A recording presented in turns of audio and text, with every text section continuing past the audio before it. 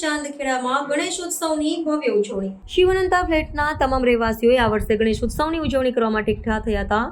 શિવ ભગવાનની કૃપાથી સવારે 10 વાગે ગણેશ સ્થાપન પૂજા રાખવામાં આવી હતી। આ શુભ પ્રસંગે ગણેશજીનું સ્થાપન થયું અને નાસિક ઢોલના તાલે 27/8/2025 સવારે 9 થી 10 વાગ્યા સુધી ગણેશ પ્રવેશનો ઉત્સાહભેર કાર્યક્રમ યોજાયો હતો।